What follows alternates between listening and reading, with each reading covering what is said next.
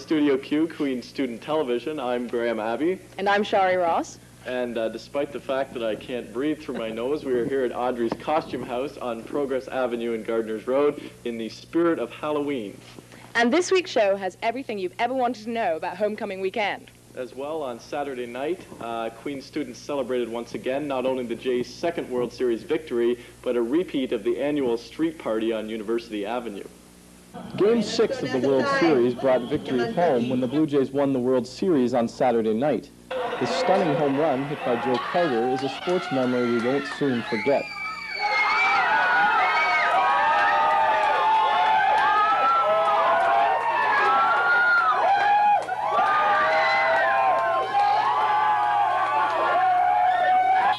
Fans in Kingston went wild, and University Avenue erupted into a repeat of last year's street party. Thousands of students and alumni gathered to congratulate each other, wave flags, sing the national anthem, and even set off fireworks. It's safe to say that everyone who came out is hoping for a third street party again next year. The federal election proved to be a landslide victory for the Liberal Party. Peter Milliken, incumbent for Kingston and the Islands, won his seat again as part of the party's total sweep of Ontario. Milliken and his campaigners celebrated at the Ambassador Monday night as they watched the results roll in. Polling stations in and around the ghetto registered similar results for Milliken. At KCVI, he grabbed approximately 44% of the votes and approximately 45.3% of the votes at McGillivray Brown Auditorium on Barry Street. Surrounded by family, friends, and other supporters, he expressed his feelings. Party. Congratulations to you. Thank you for all your help, and best of luck for the next 5 years.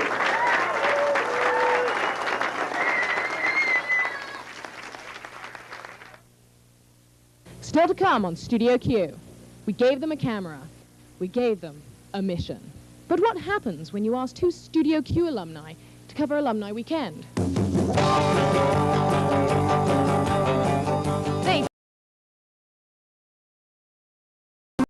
Homecoming. Ron and Kevin's Alumni Weekend Adventures. Later on Studio Q. Studio Q was out and about this busy homecoming weekend, and here are some of the highlights of 1993 Queen's alumni festivities. Starting on Friday, alumni registered at the various decade tables set up in Grant Hall and picked up their special information packets. An alumni tea was held on the same afternoon at Summer Hill, where the student team on alumni relations welcomed back Queen's grads. Student entrepreneurs and Kingston businesses sold their wares to students and alumni alike at the homecoming sidewalk sale. Engineers celebrate their centennial this year, and the solar car was on display in honor of this anniversary. And at a special open house, alumni also got a look at the centennial dune buggy. Clark also took part in the festivities, holding not one, not two, but 3 rituals from Thursday to Friday, and some of the pub staff really got into it. As people lined up, they could kill their appetites with some souvlaki, barbecued and sold to support this year's concrete toboggan. Looks good. On Saturday, the weather was gorgeous, perfect for a little history in the making. The cornerstone was put into place for the new Storper Library, along with a special time capsule to be opened at Queen's 250th anniversary in the year 2091. The Queen's band led everyone to a pep rally and barbecue held afterwards to benefit Queen's United Way campaign and to get everyone's spirits up for the football game. And after a disappointing loss to McGill, die-hard fans for the pursuit of happiness took in their concert at Jockharty Arena on Saturday night, which also featured the Stonecutters and Eric's Trip. Even the Blue Jays couldn't keep this crowd away. Sunday morning, everyone was invited to take part in an AMS core cleanup.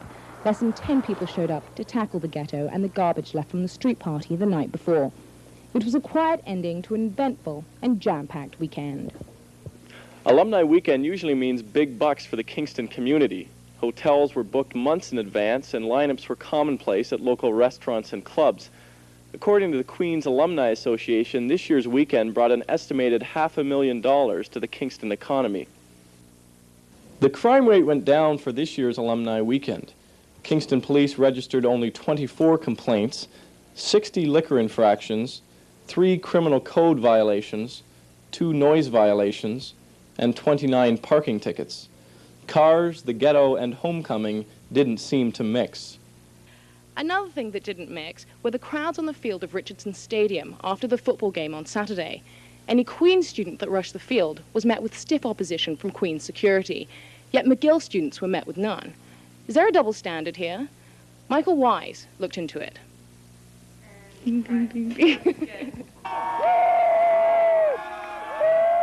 Rushing the field may be a relic of the past for Queen's students, but don't tell that to McGill. After the Redmen's victory last Saturday, the small but vocal fans stormed Richardson Field to celebrate. On the Queen side of the stadium, however, security prevented all but a few students from joining them. It's because I'm wearing a Queen's jacket, just so y'all know. Out of the entire crowd, Andrew Skinner was the only person to be charged with trespassing. He says he doesn't remember much of the actual incident, but Queen security says he was repeatedly asked to leave the field. When he got violent, it took 5 people to hold him down until a police officer could take over. Skinner says the only reason he was on the field was because of the McGill fans. If they're not going to let people, like Queen's people, they shouldn't let anyone on the field. Vice Principal Tom Williams is in charge of security here at Queen's. He says insurance reasons have led to the clampdown of Queen's students rushing the field. In the past, we've had people carted off to hospital and so on, so that we had to step in and do something about that. Otherwise, we may not get the kind of coverage which we would like to have when we need it. But why were Queen's students singled out? Part of it has to do with jurisdiction. Queen's doesn't have its own police force. Its security officers have no say over non-Queen's students. Another reason is numbers. Security says there weren't enough officers to go around. But what would have happened had the McGill fans gotten out of hand? Then we would have simply asked for police help and used it. Still, Andrew Skinner can't help but think his treatment was a bit excessive. I wasn't really in any condition to be fighting back too strongly. The only reason the harder they held me, the more I struggled, and I told them, just, if you let go, I won't run away again. Our people are told virtually at all costs to try to avoid any kind of violent type of confrontation.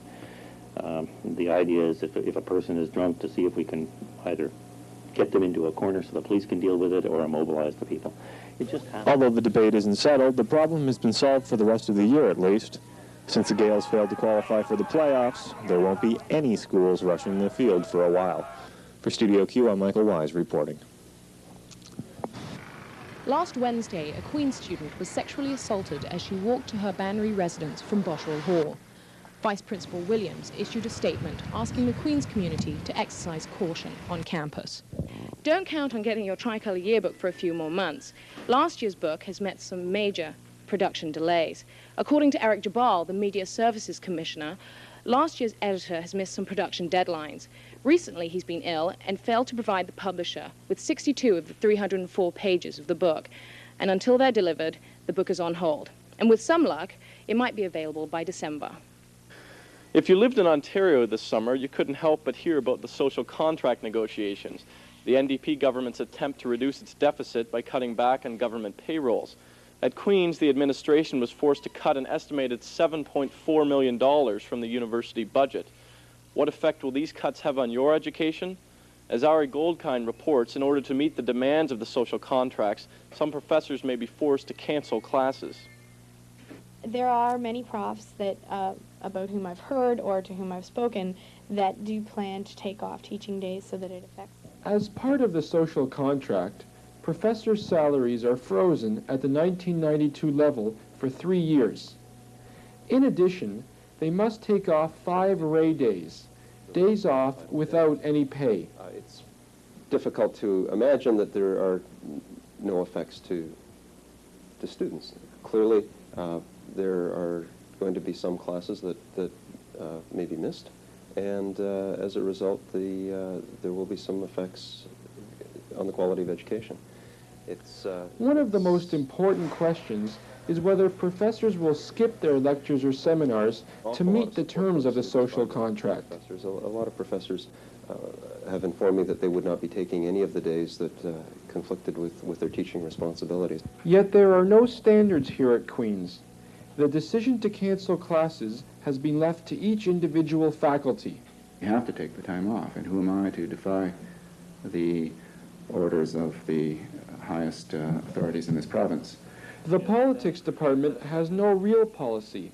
partially because enforcing one would be next to impossible. Faculty is a good group to go after because they tend to be conscientious and they don't want to pass on the pain to their students. Gary Wilson is the MPP for Kingston.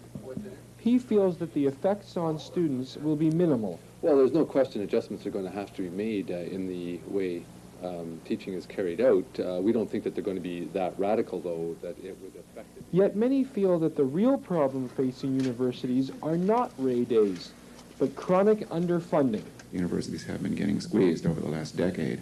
That's the real problem. The social contract isn't the problem. The problem is chronic underfunding of universities. And there are two things that can be done about that. One is nothing, in which case the learning environment really collapses. And the other is try to get money from sources other than a bankrupt provincial government. One of the ways Queen's is trying to cope with the social contract is to establish a working committee to trim $1.1 million of wastage from the budget. And one of the elements is to set up committees composed of the various groups on campus to look for areas that money could be better spent. Any money spent trimming the fat won't go back to students.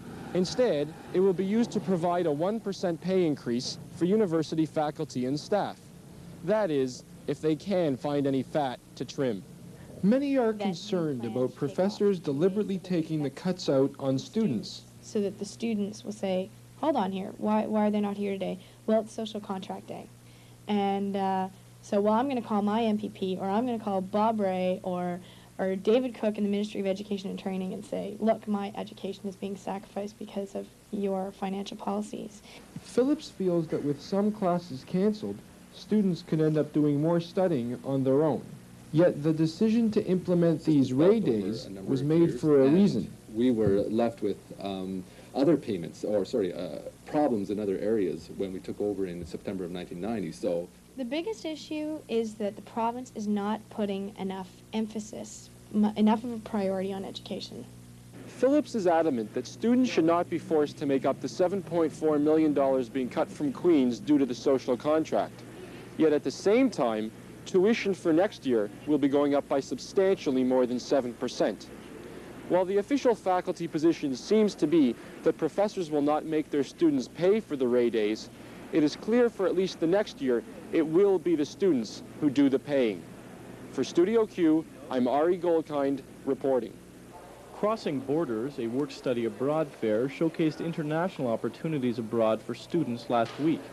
Various embassies attended the fair in order to give students information on their programs. As well, some World Youth Organizations presented a series of seminars. The event was sponsored by ASEC and Career Placement and Planning. Auditions for the annual Medical Variety Night were held on Monday. This year's fundraising production, entitled STD TV, comes to Grant Hall at 8 p.m. on November 11th, 12th, and 13th. Come out and see your favorite medical, nursing, rehab, and life-sci buddies in action. And hey, it's for charity. Tickets are $6 for Thursday's performance and $8 for Friday and Saturday. The Shot passed out free condoms to its patrons on Tuesday night. This promotion, encouraging safe sex, is part of Condom Week. The condoms were generously donated by a personal friend of the owner. Hi, this is Teza Lawrence with What's On Where this week. First, What's On Where takes you to The Shot. Don't miss Monday Night Football. Tuesday is Jazz Night. Bring your best date. Thursday, got no cable? Don't worry about it. Come watch The Simpsons, Seinfeld, etc. And as always, the Century Club lives on Bedhead Fridays. And now we go to Dr. Gertie's. Thursday night is the Law Society Smoker, while the All Good Children Band play. Friday is the Commerce 96 Smoker. Don't miss Michael George plays live on Tuesday. And Wednesdays are light nights all night long.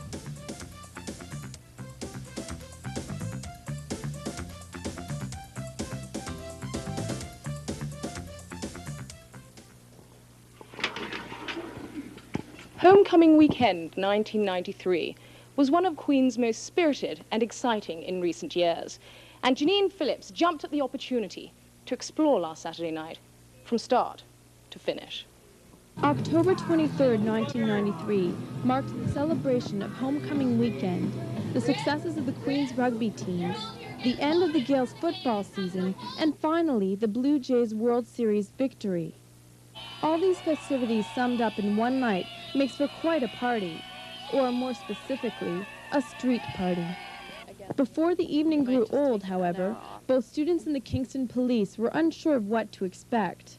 Constable Diane McCarthy spoke with us briefly. The difficulty we have is when the parties roll out on the front lawns and the porches, streets. We hope to keep it clear, and that'll keep that problem out of the way. Constable Brian Milner seemed uncertain about what the evening would bring. Try and keep it a low key and just keep the peace and keep everybody happy. Queen's students did not seem to share the same attitude with regards to the tempo of the celebration. Some did expect a little bit more enthusiasm from the student body. I anticipate a lot of noise. Oh, I think it's going to be really rowdy, and I think all the action is going to be happening right outside our house. Queen's students can control a street party as long as there's something to do for it. I think it's gonna be like last year. It's gonna come onto the streets. It's got to be. When asked what they would do when the Jays won the World Series, the students in the pubs agreed. Drink, party, street party, street party, drink party. I mean, that's the closest thing from the bar is the street, so why not? When the Jays finally won the World Series, hundreds of Queen's students rushed into the streets to celebrate. With the Kingston Police Department standing at the sidelines, students cheered, sang, and danced. As the Oil Fly, the National Anthem, and various other spirited tunes resonated University Avenue, the police were busy trying to keep the peace with little success. When asked about the legal implications of a street party, Constable Schultz had this to say. Have to have the authority of the city council to have a street party. Don't go in the middle of the street. The Kingston Police Department explains that their role in Homecoming Weekend is to keep the streets safe, clean, and alcohol-free. However, now that the Blue Jays have won the World Series, it seems that the streets are livelier than to be expected. The police attempt to keep things under control, but as it seems, Queen's spirit is a little too much for most to handle. This is Jeniene Phillips reporting for Studio Q. Ta-da! Here at Studio Q, most of our stories are normally from Queen's students. However, for Alumni Weekend, we wanted to get a bit of a different perspective. So we scoured the earth to find two qualified alumni who could interpret the mystery that is homecoming. And we tracked down Kevin Bryenton and Ron Tite, two blasts from the past at the VP Gas Mart. Yeah, oh, she was a heartbreaker. A heartbreaker? Love taker. A love taker, yeah, she took my love and she give me the blues. You know what, Ron, man? We used to be something, you know? Like, we'd have something to do on a Saturday. I mean, we're sitting here on a Saturday of homecoming weekend in front of the gas and shit with, like, nobody in sight, man. How do we come to this? I mean, why are we here, man? Why? Choice. Choice? We choose this. Choice. Choice. Choice, man. Yeah, Choice. choice. Kevin doesn't get any better than this. Hey, we've got the guitar, we've got wine. We have to study for another midterm. Yeah. Think about it. Yeah. Fine, we don't have an hourly wage. You're right, man. You're right. We don't have an hour to work. Yeah. The task was simple, come up with a list of activities that they and their alumni peers undertake so as to prepare our present Queen's students for life in the real world. They were given full creative control, but some subtle motivation was required. The result, Ron and Kevin's alumni adventures. Although we were a tad hungover, the flood of familiar sights, sounds, and faces at Richardson Stadium made this seem almost like a homecoming. Yes, especially since it was homecoming. Well, thank you, Ron. Preparing the present-day students for alumni done would be kind of easy. Yeah, seeing as we all as alumni ourselves, you know. Yeah, let's get to it. Yep, knuckle down, buckle down. Do it, do it, do it. Okay, first of all, you will have little of them. So when it comes to successes, flaunt them. I took Commerce and Finance and graduated in 34, and I've been in, well, actually, I graduated, it's a long story, but technically my class is 33, and I've been in real estate 57 years in Toronto. If success isn't in your alumnal crystal ball, hey, don't worry, you can always find refuge in booze. Ugh, strong stuff. No, you go to the Portsmouth, you have a beer, and then you come here and watch the game. No, you missed that. And then you go back to Portsmouth, and then you go to the party. Simple. That is the... That's right, Ron. You know, it's sometimes the simpler myths that are often overlooked in our life. Yep, but don't forget, flaunt those successes. I'm past president of the Toronto Real Estate Board, which has 23,000 members. I'm past president of the Canadian Association, which has 82,000 members. Unfortunately, I'm the oldest living past president. All right, okay, thank you, Hugh, but past presidentships aside, to become a true member of Club Real, you got to settle down, get married, get yourself a house, and procreate. Procreate, that's it. That can wait, though. Yeah, hello. Hello to you, too. And if marriage isn't your thing and the alumni blues are getting you down, do what we do. Yeah. Periodic yogic flying. Hey, not only does it reduce stress, but it also takes a big bite out of the Canadian deficit. And, of course, flaunt those successes. The thing is, I think the real estate's the greatest business on earth. I've been in commission since I left Queens. Done very well. I traveled the world. Just came back from England. I went over in the Queen Mary and flew back in the Concorde, 3 hours and 20 minutes. I think commerce is great. I've done very well with it. Well, you know, Ron, what, Kev? I've come to the conclusion that being an alumni, it's a beautiful thing. Yeah. Love it, live it, and cherish it. Forever. Beyond the parties and the football games, the real purpose of Alumni Weekend is for alumni to reacquaint themselves with the university and old friends. And in the second of our Snapshot at Queen's series, Teza Lawrence takes a look at a former medical student's return to Queen's on his 25th homecoming reunion.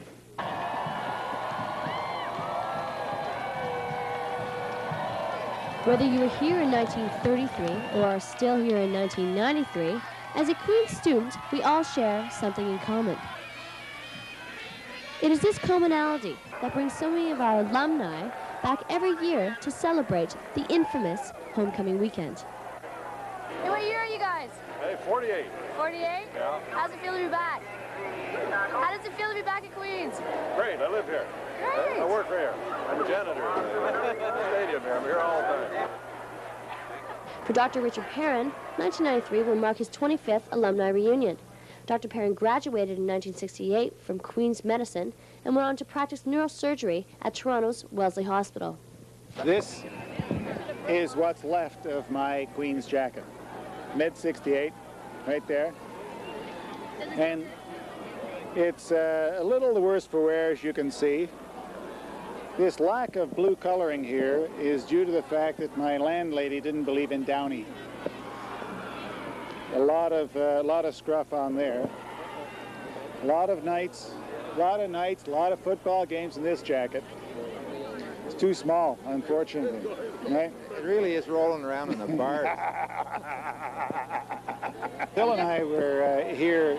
Bill was in commerce, and I was in medicine. Bill was in commerce, I was in medicine. And Bill thought that he would like to be a doctor. He would bribe me to take him to the cafeteria at TGH so he could look at all the student nurses. I would put his jacket on and walk through the halls at KGH and finally meet those nurses I've always wanted to meet. But after he introduced me to those nurses in Toronto, when I was going on in my business program, I introduced him to his wife. Right. So that's how we settled it up. That's right. Celebrating a 25th anniversary alumni reunion. For Studio Q, this is Teza Lawrence.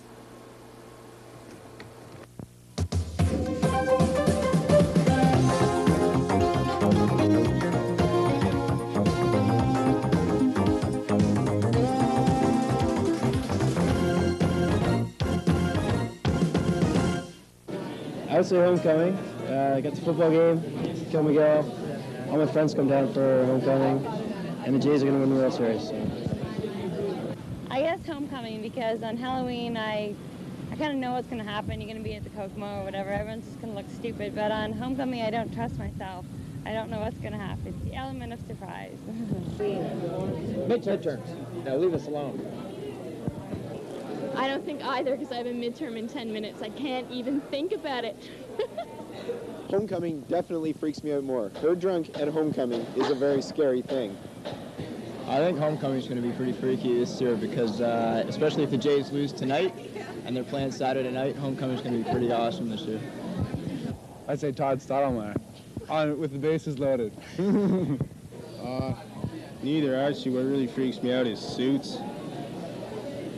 Halloween freaks me out more because, well, there's all these ghoulish people walking around doing really gross pranks to you, and, well, homecoming, you're just really too drunk to notice.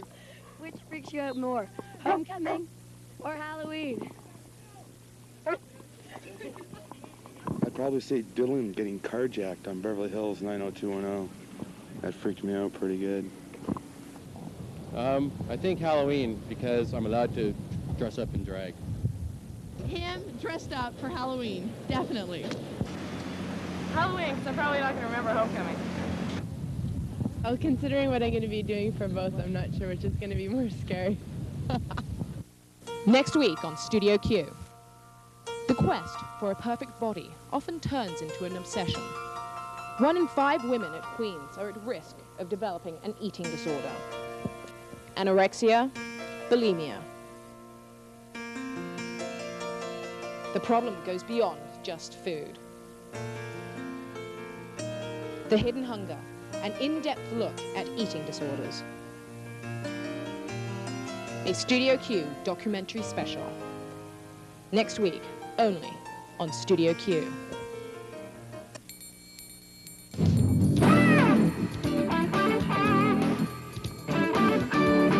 In case nobody remembers, last weekend was homecoming, and on Saturday, the football team played host to the Redmen in the annual Kill-McGill game. A victory for the Gales would have brought the team a playoff berth, but unfortunately, Queens came up on the short end of a 37-24 beating. This marks the end of a remarkable record for Coach Hargrave, who brought Queens to the postseason for 16 consecutive years. On a positive note for the team, Paul Kozan, Mark Morrison, and Mark Robinson were named to the OQIFC All-Star team. The men's lacrosse team, having their best season ever, defeated U of T on Saturday 7-6 and pasted Laurier to the tune of 9-5 to give the team a record of 5-1 on the season. Both the men's and women's basketball teams played host to McMaster this weekend in exhibition play. The men suffered a 78-46 loss to Mac, but the women laid on a 73-37 shellacking of the Marauders, with Vicki Wilson pouring in 24 points for the Gales. The women's rugby team played host to a tournament on the weekend, which saw the Gales come away victorious as they head on the road to complete their season. In other sports action, congratulations go out to the women's tennis team, who have brought Queens its first championship this season, defeating Western 6-3 in gold medal play. The men also fared well, winning the bronze medal 5-2 over Waterloo. For Studio Q Sports, I'm Paul Bertrand. We've got a couple of great giveaways this week, a gift certificate from Sunworld and a t-shirt from The Shot. So the skill testing question this week is, give us the name of one of our 2 alumni reporters in this weweek's story. If you know that, give us a call at 541-1040. That's 541-1040. And congratulations go out to last week's winners. I hope I get this right. Vanessa Van Cliff and Melinda Zatarik. And that's about it for this week's show. If you have any comments or questions, drop us a line at Studio Q, room 22, JDUC, Queen's University, Kingston, K7L 3N6. Or better yet, give us a call at 545-6699. And again, we filmed the show at Audrey's Costume House. If you don't have a chance to get out here, and it's great, they have a lot of good stuff. As you can see. You can, King and Queen of Hearts. You can check it out at the kitchen sink in the John Deutsch University Center. They have displays set up there as well. But if you can get out, it's a great place out here. So that's it again for this week.